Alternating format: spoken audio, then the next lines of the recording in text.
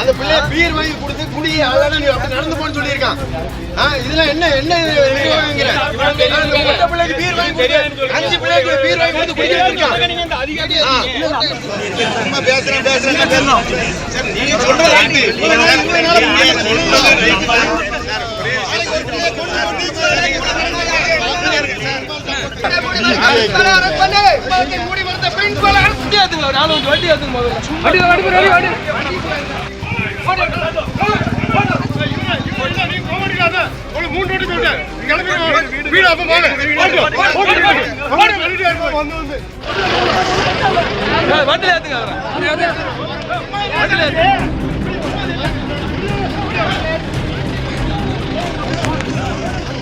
பள்ளி மாணவிகளை கட்டாயப்படுத்தி மது கொடுத்து பாலியல் சீண்டல்ல ஈடுபட்டாரா உடற்கல்வி ஆசிரியர்? பெற்றோர்கள் பள்ளியை முற்றுகையிட்டதால பெரும் பரபரப்பு ஏற்பட்டிருக்கு.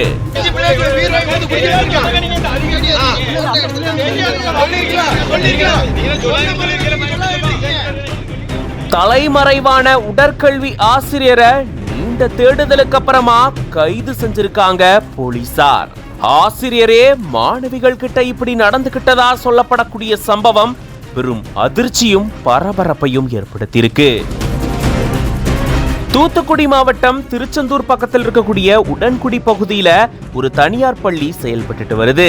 இந்த பள்ளியில கிட்டத்தட்ட 500க்கும் மேற்பட்ட மாணவ மாணவிகள் படிச்சுட்டு வராங்க. இந்த நிலையில தான் கடந்த அக்டோபர் 22ஆம் தேதி இந்த பள்ளியை சேர்ந்த 5 மாணவிகளை தூத்துக்குடியில நடக்க இருந்த மண்டல அளவிலான போட்டிகள்ல கலந்துக்கிறதுக்காக அழைச்சிட்டு போயிருந்திருக்காரு இந்த பள்ளியினுடைய உடற்கல்வி ஆசிரியரான பொன்சிங் அப்படின்றவரு. தூத்துக்குடியில தனியார் விடுதியில அறை எடுத்து மாணவிகளை தங்க வச்சதாகவும் அப்போ மாணவிகளை வற்புறுத்தி மது அருந்த சொல்லி அதை தொடர்ந்து மாணவிகளுக்கு பாலியல் சீண்டல் கொடுத்ததா கூறப்படுது.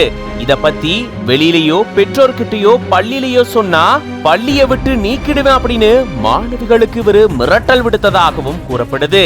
இந்த நிலையில தான் மாணவிகள் நடந்தத பெற்றோர்கள் கிட்ட சொல்ல பெற்றோர்கள் இது தொடர்பா பள்ளி நிர்வாகத்தை முறையிட்டும் நிர்வாகம் முறையான பதில் அளிக்கப்படலன்னு சொல்லப்படுது.